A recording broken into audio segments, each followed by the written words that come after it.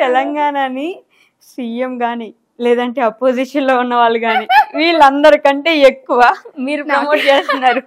నాకే పిచ్చి తెలంగాణ అంటే. చెప్తున్నా కదా, పిచ్చి ప్రేమ. అది ఎప్పటి నుంచి, ఇప్పుడు పుట్టింది కాదు కదా. నేను 10th ఉన్నప్పటి నుంచి మా డాడీ నాటాడు అది బ్రెయిన్ లో.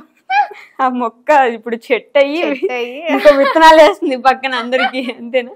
కాకపోతే మనం చేసే పని మనకి కలిసి వచ్చి ఇలా జనాల ముందుకు తీసుకొచ్చేది అందరికీ జరగదు. మీకు అదృష్టం ఉంది. మీరు తెలంగాణ గురించి అంత పిచ్చిగా ఉండడం, దాని గురించి మీరు చెప్పడం, అదే మీరు జనాల్లో కనెక్ట్ అవ్వడం, అలా ఫేట్ కదా, అంతే. తెలంగాణ వచ్చిన తర్వాత చాలా చేంజ్ అయింది కదా. ఇప్పుడు మన అంటే ఇప్పుడు తెలంగాణ వాళ్ళకంటూ ఒక ఐడెంటిటీ వచ్చింది.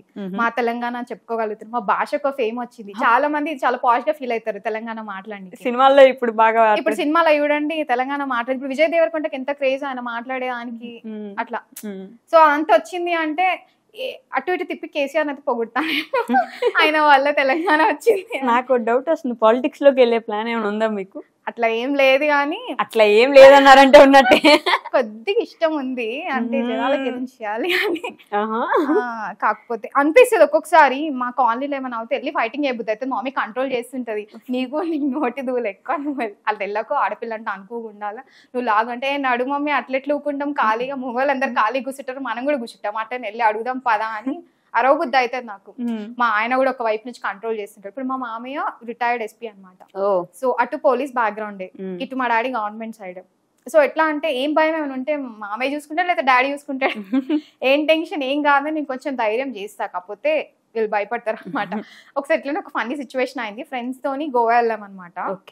అయితే నా లైసెన్స్ నా దగ్గర ఉంది డ్రైవ్ చేయడానికి. నా ఫ్రెండ్ కి ఏమైందంటే నా కాలు సడన్ గా బీచ్ లో స్కిడ్ అవ్వడం వల్ల ఇట్లా డ్రైవ్ చేయడానికి రావట్లేదు. సో నా ఫ్రెండ్ అప్పుడే తీసుకుంది బైక్. తనది ఏమైందంటే ముందు రోజే తన పర్స్ వాలెట్ అంతా పోయింది. అక్కడ బీచ్ లో మేము ఫోటోస్ తీస్తుంటే హడావిడిలో పోయింది. అందులో లైసెన్స్ అన్ని ఉన్నాయి తనవి. సో మేము బీచ్ వెళ్లే వైపులో అనమాట పోలీస్ వాళ్ళు ఆపారు, మధ్యలో చెక్ చేస్తుంటారు కదా. అరే నా చేతిలో లైసెన్స్ ఉంది, నేను వెనకాల కూర్చున్నా. అది ఇంకా వాళ్ళు ఒప్పుకోరు కదా. అయితే నేను వాళ్ళకి చెప్తున్నాం అనమాట, యాక్చువల్లీ మేము పోలీస్ స్టేషన్ లో కంప్లైంట్ ఇవ్వాలి, తిన లైసెన్స్ పోయిందంటే వాళ్ళు ఒప్పుకుంటలేరు. మీరు చెక్ చేయండి డీటెయిల్స్ కావాలి అంటే అట్లా కాదు, మీరు లైసెన్స్ క్యారీ చేయాలి, మీరు నైటే కంప్లైంట్ ఇవ్వాలి కదా అంటున్నారు. అప్పటికే టైం 12-12:30 అయింది. ఆ నైట్ పోలీస్ స్టేషన్ కి ఎట్లా వెళ్తాం, ఆడ్ గా ఉంటది కదా. మేము అట్లా అనుకున్నాం. మార్నింగ్ ఏమనుకున్నాం, బీచ్ వైపు వెళ్తాం కదా, చూద్దాం కనుక్కుందాం, ఇక్కడ మనకి ఏం డీటెయిల్స్ తెలియదు కదా అని మేము అనుకున్నాం. వాళ్ళు వినట్లేరు. నేను వెళ్ళి ఎగురుతానే ఉన్నా, ఏం మాట్లాడుతున్నాను, మీరు నడండి మీ హయ్యర్ వాళ్ళది ఈ నంబర్ ఇవ్వండి, నేను మాట్లాడుతున్నాను. నా ఫ్రెండ్స్ అందరేమో తల్లి ఇది తెలంగాణ కాదు. అప్పుడు ఎప్పుడో ఒక వీడియో వైరల్ అయింది మీదనే కాదు కదా, అంటే పోలీసుల మీద అరుస్తూ ఇట్లా. కాదు ఇది మనము, ఇది మన రాష్ట్రం కాదు, సైలెంట్ గా ఉండు, ఇది మీ తెలంగాణ కాదు, మీ డాడీ రాడు, మీ మామ రాడు ఇక్కడ అని ఎంత కంట్రోల్ చేశారు తెలుసా వాళ్ళు. నా లాంగ్వేజ్ ఆయనకు అర్థమవుతుంది, ఆయన భాష నాకు వస్తలేదు. అటు ఇటు ఏదో సెటిల్ చేసిరు అనమాట. సో అట్లా ఎట్లున్నా కొద్దిగా అబ్బాయిలు భయపడి నేను హైపర్ అయిపోతా, వెళ్ళిపోతా. మా ఆయన కూడా భయపడతాడు, నువ్వు ఎందుకు ఏదైనా అయితే ముందు దూడతావు, నువ్వు ఉండను. ఆపోజిట్ పోల్స్ అట్రాక్ట్ ఇచ్చేదారు. ఆయన సైలెంట్, ఎట్లా అంటే ముద్దపప్పు ఆవకాయ లాగా. నేను అప్పుడే కొత్త ఆవకాయ అయినా ముద్దపప్పు అలా ఉంటేనే నడుస్తుంటది. మీరు ఇట్లా చిటుపట్లు ఆడుతుంటే ఆయన సైలెంట్. ఓకే, కూల్ డౌన్ మా, కూల్ డౌన్. అమ్మగారి అత్తగారి పక్క పక్కనేనా మీకు? అట్లా కాదు, యాక్చువల్లీ అత్తగారు వాళ్ళది బిహెచ్ఎల్ సైడ్ అనమాట. సో ఇప్పుడు బేబీ ఉంది అని వర్క్ చేస్తున్నాం, అది ఇల్లు కన్స్ట్రక్షన్ అవుతుంది. సో చిన్న బేబీతో కొంచెం కష్టం కదా, అందుకే ఇప్పుడు మమ్మీ వాళ్ళ ఇంటి దగ్గర ఉంటున్నాం అనమాట.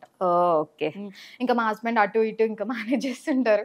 ఏం చేస్తారు? వాళ్ళకి ఎడ్యుకేషనల్ కన్సల్టెన్సీ ఉంది, స్టూడెంట్ కేర్ ది, అబ్రాడ్ పంపిస్తారు కదా. ఓకే, సో అబ్రాడ్ వెళ్ళొచ్చి అబ్రాడ్ పంపిస్తున్నారా? అందరికి వీసాస్ కి రిలేటెడ్ అన్ని చూసుకుంటారు అన్నమాట. అందరూ వర్కింగ్ మొత్తానికి. ఓకే, సో నవ్య గారి లైఫ్ లో ఫుల్ హ్యాపీయెస్ట్ మూమెంట్ ఏంటి? హ్యాపీయెస్ట్ మూమెంట్ అంటే నా బేబీ పుట్టడమే. పాప పేరేంటి? సిద్ధ్యారావు. సిద్ధ్యారావు. ఓకే, బేబీ పుట్టడం full happiest moment. Saddest moment ఏంటి? సాడెస్ట్ మూమెంట్ అంటే ఇది పాప పుట్టడానికి ముందు నాకు యాక్చువల్లీ ఒక అబార్షన్ అయింది అనమాట, అన్ఎక్స్పెక్టెడ్ గా. So that was so saddest moment. ఎన్ని మంత్స్ అంటే 3 months కే మేము కన్సీవ్ అయింది అని హ్యాపీగా అందరితో షేర్ చేసుకున్నాక ఒక 1 week కే అట్లా అయింది. సో అసలు అది చాలా డిప్రెషన్ లోకి వెళ్ళిపోయినా నేను ఆ టైంలో. అమ్మో ఇట్లా అయిపోయింది ఏంటి అంటే, నేను ఇంకా చిన్న పిల్లల బ్రెయిన్ లానే ఉండే నాకు ప్రతిదానికి. సో అన్ఎక్స్పెక్టెడ్ ప్రెగ్నెన్సీ, ఇట్లా అబార్షన్ అవ్వడం, ఇదంతా ఒక కైండ్ ఆఫ్ డిప్రెషన్ లోకి వెళ్ళిపోయినా అప్పుడు. తర్వాత మా హస్బెండే ఉండి ఇట్లాంటివి అవుతుంటాయి, నువ్వు కంగారు పడద్దు అని ఆయన చాలా సపోర్ట్ చేశాడు అనమాట.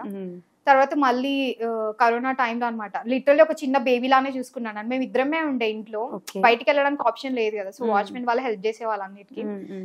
తర్వాత బేబీ రావడం అదంతా ఒక మ్యాజిక్ అనమాట. నాకు అనిపించింది అమ్మా అసలు వీళ్ళు ఎట్లా ఉంటారు, ఎట్లా వస్తారు బయటికి. అంతా ఒక కిడ్ లానే, నేనే ఒక కిడ్ అంటే నాకు ఒక కిడ్ అని. డెలివరీ టైంలో బాగా భయపడ్డారా? ఫుల్ భయపడినా అసలు. నార్మల్ సిజరీనే యాక్చువల్లీ, నార్మల్ ట్రై చేయమన్నారు కానీ ఫస్ట్ బ్యాడ్ ఎక్స్పీరియన్స్ ఉంది కదా, నాకు కొంచెం రిస్క్ చేయాలనిపించలేదు. సో ఎందుకు వద్దులే అని నేనే, డాక్టర్ చాలా చెప్పింది అంటే లేదు మీకు పొజిషన్ కరెక్ట్ గా ఉంది, బేబీ పొజిషన్ నార్మల్ ట్రై చేయొచ్చు మీరు అంటే, నాకు అస్సలు వద్దు, ఆ రిస్క్ లో నాకు హార్ట్ బీట్ అటు ఇటు అయింది అనుకోని వద్దండి మీరు చేసేయండి. కానీ తర్వాత తర్వాత అనిపించింది నార్మల్ ట్రై చేయాల్సి. ఆ పెయిన్స్, నడుము నొప్పి అది ఉండిపోతాయి కదా చాలా వరకు, మార్క్స్ ఉండిపోతాయి కదా మనం ఎంత రికవర్ అయినా కూడా, కొంచెం రికవర్ అవడానికి టైం పడుతుంది. ఇప్పటికీ బాడీ పెయిన్స్ అప్పుడప్పుడు కూర్చున్నా ఇది చేసి, ఇప్పుడు వర్క్ చేస్తా కాబట్టి ఎక్కువ స్ట్రెస్ తీసుకుంటే వెంటనే బ్యాక్ పెయిన్ రావడం ఇట్లాంటివి వస్తుంటాయి. అబార్షన్ జరిగినప్పుడు మీరు మీ ఫ్యామిలీ అంతా ఓకే గానీ బయట వాళ్ళకి ఆల్రెడీ చెప్పుకున్నారు కదా, 100 మంది ఒక 100 మాటలు అంటూ ఉంటారు కదా, ఏదో ఒకటి అంటుంటారు కదా అసలు అమ్మ ప్రతి ఒక్కరు, ఎందుకు అసలు ఇట్లా అయింది, పూజలు చేయలేదేమో, ఈవెన్ మొక్కలు మిగిలిపోయాయేమో, ఇంకా ఒక్కొక్కరు ఇంకొక కమెంట్. దిష్టి కూడా తగులుతుంది కదా బాగా, ఎక్కువ అదే అన్నారు, దిష్టి తగులుంటది, దిష్టి తీయించుకున్నారు అసలు మీరు అది ఇదని, అందరికి ఎందుకు చెప్పుకున్నారు, అందరికి ఎందుకు చెప్పారు అది ఇదని, ఇంకా చాలా కమెంట్స్ వచ్చాయి. అందుకే నేను నెక్స్ట్ టైం ప్రెగ్నెన్సీ ఉన్నప్పుడు అసలు లిటరలీ 5 months దాకా ఎవరికి రివీల్ చేయలేం. 5 months వచ్చిన తర్వాతనే కన్ఫర్మ్ అయిపోతుంది కాబట్టి అప్పుడు చెప్పారు. ఇంకా కరోనా టైం కదా, ఇంకా ఎవరైనా విజిటర్స్ వచ్చినా కూడా బాగుండదు అని చెప్పి ఇంకెవరికి చెప్పలేం. పాప వచ్చిన తర్వాత ద వన్ థింగ్ పూర్తిగా ఇలా చేంజ్ అయిపోయింది అనిపించిన ఒక విషయం ఏంటి? అసలు టైం దొరకట్లేదు నేను మా హస్బెండ్ టైం స్పెండ్ చేయడానికి, ఎక్కువ బేబీతోనే అయిపోతుంది. సో మేము టైం మిస్ అవుతున్నాం కొంచెం, ఇంకా తనతోనే అయిపోతుంది, తను ప్రయారిటీ అయిపోయింది కాబట్టి. సో ఇద్దరం వర్క్ చేసుకున్న తర్వాత ఇంకా ఎక్కువ టైం తనతోనే ఉండాలనుకుంటాం. ఒక్క సాటర్డే సండే దొరుకుతుంది, ఆయనకు ఓన్లీ సండే ఒక్కరోజే అనమాట. సో ఆ సండే ఒక్కరోజు పాపనే ఎటైనా తీసుకెళ్ళాలి అన్నట్టు, అది కూడా ఫుల్ డామినేటింగ్. అసలు నేనంటే నాకు తాత, అసలు మీకు తెలియదు ఇంకా అది రేపు ఏం చేస్తుందో కానీ, నాకంటే టపాకా అయ్యేది అసలు. తల్లికి తగ్గ కూతురు అస్సలు ఊరుకోదు. ఆ రోజు మేము ఇంట్లో ఉన్నామంటే మేము ఎట్టైనా తీసుకెళ్లేదా ఒప్పుకోదు. మీరు డామినెంట్ జీన్స్ అయి ఉంటది, లేదంటే మీ వారిలో పుట్టుంటే సైలెంట్ గా ఉండేది కదా. మా మమ్మీతో నేను అదే అంటే, దీనికి మా ఆయన బుద్ధులు రావచ్చు కదా, నా వచ్చాయండి, నన్ను భరించడమే కష్టం, ఆయన దీని ఇక్కడ భరిస్తా. చూడండి అసలు మీ మీద మీకు మంచి క్లారిటీ ఉంది, మిమ్మల్ని భరించడమే కష్టం అని. కష్టమే, భరించాలంతే. మేము కూడా లిటరలీ పాప బర్త్డేకి గోల్డ్ కొందామని వెళ్ళినాము. మేము ఏదో దానికి కమ్మలో బ్రేస్లెట్ ఆన్ చూస్తుంటే అది డైరెక్ట్ వెళ్ళి వడ్డానం తీసుకుంది. అమ్మ నాకు ఇది కావాలి అని మా ఆయన అన్నాడు, నాకు ఫ్యూచర్ కనిపిస్తుంది. క్లియర్లీ ఇద్దరం అంతే తెలుసా, మా ఆయన ఒక వైపు చూస్తుంటే అటువైపు అస్సలు చూడం, మేము ఇంకో వైపు చూస్తున్నాం. ఏ షాపింగ్కి వెళ్ళినా సరే ఆయన ఒకటి పిక్ చేసుకోవడానికి వెళ్తుంటే మేము ఇంకో సైడ్. పాపం మీరే ఇలా ఉన్నారు, మిమ్మల్ని భరించడం కష్టం, మళ్ళీ మీలాంటి ఇంకో అసలు కష్టమే ఫ్యూచర్ లో. కానీ మీరే చూసుకుంటారు కదా, ఇంకెట్లయినా అయిపోయింది, ఏం చేయలేము, జరిగిపోతాయి అట్లా, అంతే కదా.